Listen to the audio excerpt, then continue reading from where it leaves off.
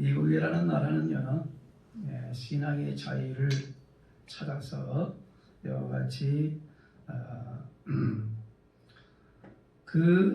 개척했던 나라가 바로 미국이라는 나라입니다.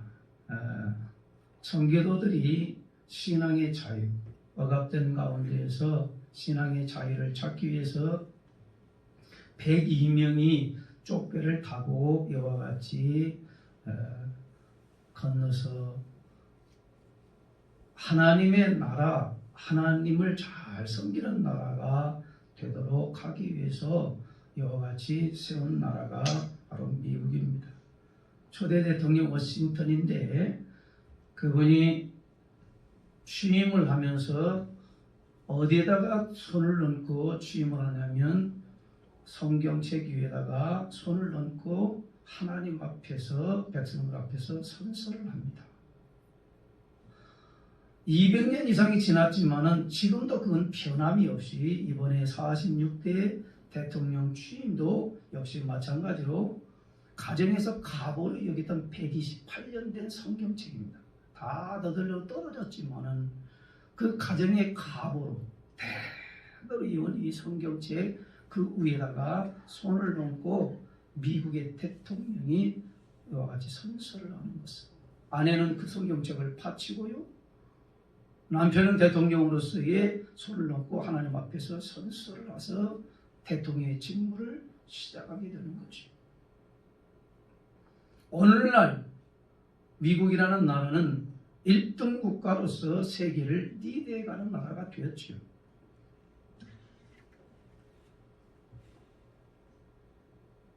이번에 새로 이와 같이 취임한 대통령이 한 얘기가 무슨 얘기냐면은 힘의 본보기가 아니라 본보기의 힘이 되어야 한다라고 하는 것을 강조하고 있어요. 힘 자랑하지 말고, 돈 자랑하지 말고, 핵 자랑하지 말고, 본보기가 되는 게 얼마나 큰 힘인가를 자기 자신이 실천하겠다라고 이와 같이 연설하는 것을 제가 들었습니다.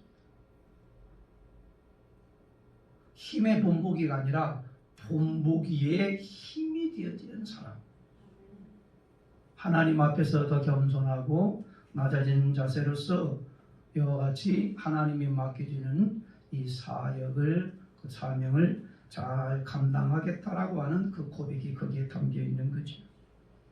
세상에는 축복의 땅이 있고 저주의 땅이 있습니다. 우리가 직접 겪고 있는 남한과 북한의 땅을 생각해 보아도 쉽게 알 수 있습니다. 남한과 북한의 땅은 완전히 다릅니다. 전쟁 전에는 북한 평양이 동방의 예루살렘이라 할 정도로 아주 기름진 땅이었습니다. 축복의 땅이었고, 그리고 복음의 불을 지폈던 곳이 바로 북한 평양이었습니다. 남한보다 훨씬 더 좋았습니다. 축복의 땅이었습니다. 기름진 땅이었습니다. 그러나 지금은 정반대의 땅이 되고 만 것입니다. 그 이유가 어디 있습니까? 하나님을 자유롭게 섬기는 나라인가, 아니면 인간이 통제하는 나라인가에 따라서 그 나라는 완전 달라지게 된다라고 하는 겁니다. 전 세계적으로 신앙을 억압하는 1등 국가가 북한입니다. 그리고 지하에서 300만 명이 이와 같이 이 신앙을 가졌다는 이유로 정치적인 억압을 당하고 있는 것이 바로 북한입니다. 우리나라와 경제적으로 얼마만큼 차이 나냐? 10대 1이. 그리고 기아로 많은 사람들이 죽어가고 있습니다.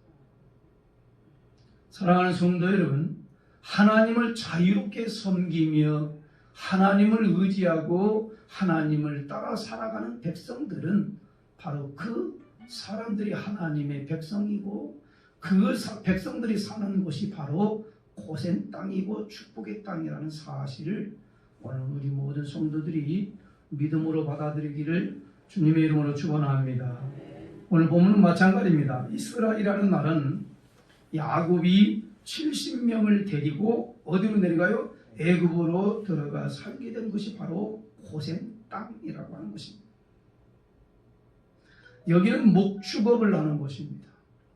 휴대폰은요 다 끄세요. 지금 예배 시간에는요 휴대폰 가져올 때 다 끄고 싶든지 집에 두고 싶든지 그러면 좋겠어요.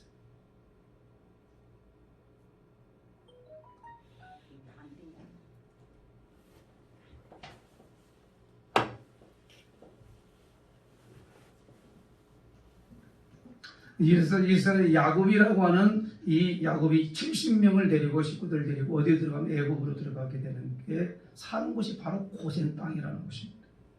여기는 무엇을 하고 살아가느냐? 목축업을 하고 살아가는 곳입니다.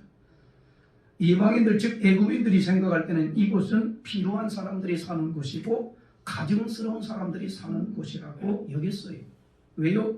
목축업을 하는 사람들은 천민이나 하는 일이기 때문에 그렇게 생각을 했다 이 말입니다. 그런데 여기는 누가 살게 되었습니까? 이스라엘 백성들이 살게 되었습니다. 이스라엘 백성들은 하나님께서 택한 백성들입니다. 어디 있든지 주님이 함께 하시는 곳이라면 바로 그것이 축복의 땅이라는 사실을 고센 땅을 통해서 우리들에게 가르쳐주고 있습니다.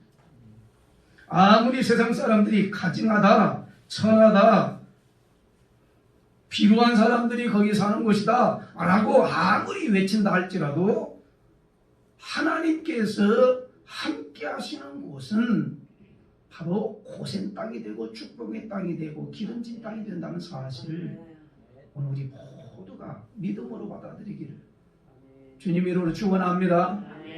한번 크게 따라서 주님께서 함께 하시는 곳 그것이 바로 고센 땅이고 하나님의 축복의 땅이고 기름진 땅인 것입니다. 하나님께서 함께 하시는 곳은 어디나 천국이지요. 높은 산 위 거친 들이 조막이나 궁궐이나 내 주 예수 모신 것이 그 어디나 하늘나라 할렐루야 찬양하세. 내 모든 죄 사함받고 주 예수와 함께 동행하니 그 어디나 하늘나라라고 하시는 우리 하나님의 나라 하나님께서 함께 하시는 곳이면 천국이고 기름진 땅이고 고센 땅이 되는 줄로 믿습니다. 하나님이 함께 하시는 건 천국입니다. 그러나 아무리 화려한 청기와 집 안에 살아도 하나님이 없는 것은 그곳은 바로 지옥이에요. 사랑하는 성도 여러분, 아무리 기와집 아래에서 육식을 먹고 이와 같은 좋은 것을 갖다가 누린다 할지라도 하나님이 없는 곳은 바로 하나님 천국이 아니라 바로 지옥과 같은 삶을 살아가게 된다는 사실을 우리는 분명히 말씀을 통해서 우리는 믿어야 합니다. 고센 땅은 어디입니까? 하나님의 보호를 받는 땅이요 백성들이 사는 땅입니다. 장차 젖과 꿀이 흐르는 땅으로 연결되는 땅입니다. 그래서 고센 땅에 살았던 이스라엘 백성들이 어디로 출애굽을 해서 결국에는 젖과 꿀이 흐르는 가나안 땅에 들어갑니다. 하나님은 지금도 잃어버린 자기 백성들을 모으시기 위해서 이 땅에 무엇을 세워놓고 하나님 잃어버린 백성들을 모으고 계시느냐면 바로 교회라고 하는 이 축복의 기관을 세워놓고 잃어버렸던 자기 백성들을 지금도 불러 모으셔서 하나님의 나라, 하나님의 백성, 기름진 땅, 고센 땅이 되게 하심으로 말미암아 위기 때, 환난 때, 저주받을 심판받을 때에 하나님은 딱 구분하여서 건져주시고 구원하신다라고 하는 말씀을 오늘 우리들에게 출애굽기서를 통해서 보여주고 있는 것입니다. 교회는 장차 젖과 꿀이 흐르는 영적 가나안 땅으로 들어가게 하는 연결 통로와 같습니다. 여러분이나 저나 어디에서 구원받았습니까? 어디에서 하나님을 만났습니까? 어디에서 이와 같이 하나님, 이 세상 사람이 하나님의 백성이 되었습니까? 교회라고, 교회. 집에 텔레비전 보면서 하나님을 만났다는 사람 봤습니까? 학교에서 공부하다가 하나님을 만났다는 사람 들어보셨습니까? 하나님을 만난 곳은 어디죠? 교회예요, 교회. 하나님의 임재가 있고 말씀이 있고 하나님의 통치가 이루어지는 이 교회와 예배를 통해서 죽어갈 영혼들이 주 앞에 나와서 하나님을 만나서, 나는 하나님을 만나기 전에는 내가 죄가 뭔지를 몰랐는데 하나님 앞에 나와서 구원함을 받고 하나님의 백성이 되다 보니까 내가 죄가 이제 뭔지를 알아겠어요. 세상 사람들은 감옥에 가야만이 죄를 저질렀다고 생각하지만은 우리의 마음에 품은 것까지도 하나님께서 정확하게 보시고 나쁜 생각, 나쁜 마음까지도 이와 같이 죄라고 얘기하시는데, 사랑하는 성도 여러분, 마음이 깨끗하고 생각이 깨끗하고 정결할 때에 하나님 앞에서 온전한 신앙생활, 믿음생활 잘함으로 하나님이 심판할 때, 환난당할 때, 고난당할 때 하나님이 우리를 건지셔서 내가 너의 하나님이시다 라고 보여주시는 것 아니겠어요? 세상 사람들은 지금 교회를 갖다가 손가락질하지만 여러분, 그들도 구원받을 백성들이요, 앞으로 그들도 하나님 나라에 들어갈 수 있는 이와 같이 인도받아야 할 사람들이에요. 교회가 어떤 곳입니까? 주님의 핏값으로 세운 교회, 음부의 권세가 이기지 못하는 교회, 교회를 통해서 죽을 영혼과 지옥 갈 백성들이 하나님의 나라로 이와 같이 들어갈 수 있도록 그 통로의 역할을 하고 있는데, 오늘 우리는 교회를 통해서 은혜 받고, 교회를 통해서 쓰임을 얻고, 교회를 통해서 죄 씻음 받고, 예수 그리스도와 핏값으로 세운 이 교회가 얼마만큼 중요한지를 아는 사람들은 굉장히 신실하게 하나님 앞에 나와서 은혜 받고 쓰임을 얻어요.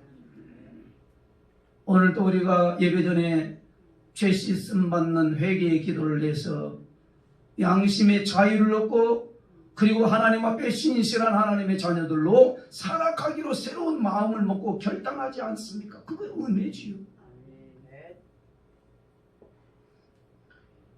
너가 고생 땅에 이와 같이 하나님의 땅에서 살아갈 수 있나? 주는 그리스도시요 하나님의 살아계신 하나님의 아들입니다 라고 고백하는 백성들이 이와 같이 고산 땅에서 하나님의 보호를 받고 하나님의 구원을 받는다라고 하는 사실을 우리 모든 성도님들이 믿음으로 받기를 주님의 이름으로 축원합니다. 그래, 잘 오신 거죠. 야곱 족속이 애굽으로 내려갈 때에 아주 미미했잖아요. 70명, 고작 70명. 그러나 하나님의 은혜와 축복으로 말미암아 얼마만큼 이와 같이 이 인구가 불어났냐면 200만 명으로 70명이 들어갔다가 200만 명이 되어서 어마어마한 큰 민족을 이루게 되었어요. 이때 요셉을 알지 못하는 바로 왕이 생각할 때에, 야, 우리가 자칫 잘못하면 저 히브리 민족에게 우리나라 빼앗기겠구나. 그때부터 요 학대가 시작이 됩니다. 더 잔혹하게 일을 시킵니다. 고역을 시킵니다. 그리고 산의 아이를 낳으면 다 죽이라고 합니다. 여러분, 한번 생각을 해보십시오. 세상의 권력을 유지하기 위해서 생명도 다 죽이라는 거 아니겠어요?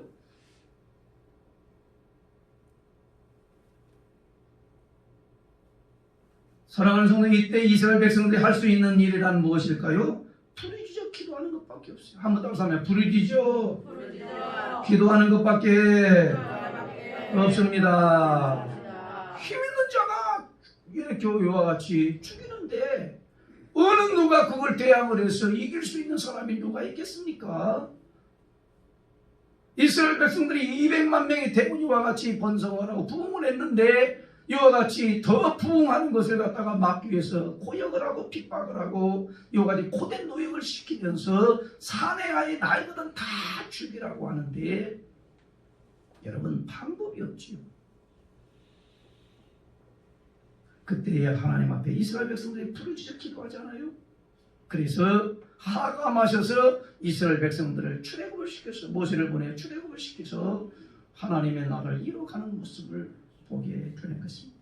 사방팔방이 막혔을지라도 어디는 뚫려 있어요? 위에는 뚫려 있습니다. 막혔습니까? 안 됩니까? 문제가 있습니까? 여러분, 위에는 어느 누구도 막을 자가 없어요. 다 사방팔방이 막혔다 할지라도 위 하늘은 열려 있기 때문에 하나님을 향하여서 부르짖어 기도하면 우리 하나님은 들으시고 응답하여 주시고 구원하여 주시는 하나님이십니다. 이번 오순절 마가다락방 밤기도회 12명 목이 설 정도로 나와서 다들 기도했어요.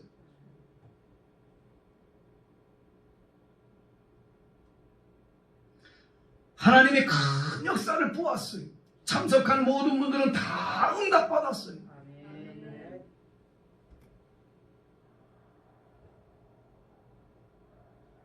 사랑하는 성도 여러분, 무엇이 귀중합니까? 어떤 것을 하나님의 백성들이 어떻게 살아야 할까요? 환난이 있고 고난이 있고 문제가 있을지라도 하나님 앞에 매달려 기도하지 않는 것은 어떻게 신앙 가진 자의 신앙의 이유라고 볼 수 있습니다. 어렵지만은 고난이 있지만은 환경적으로 막혔지만은 우리 하나님은 살아계신다. 하나님 부르짖는 자들이 응답하신다. 여러분, 자녀들이 예를 들면 지옥으로 달려가고 있는데 기도할 부모가 어디 있어요? 네? 겨울에 그 화훼에 빨갛게 밝아진 이 난로에 애기가 뭔지 모르고 저 빨간 거니까 보기가 좋으니까 막 쭉쭉쭉쭉 걸어가가지고 여러분 그 애기가 그 화롯불이 달아있는 빨간 불을 보고 달려가는데 엄마가 애야 거기 가면 된다 큰일 난다 이 정도 봅니까? 소리를 지르면서 달려가면서 애기를 팍 안고 그곳에 내려가지 않도록 하는 게 바로 부모 아니겠어요?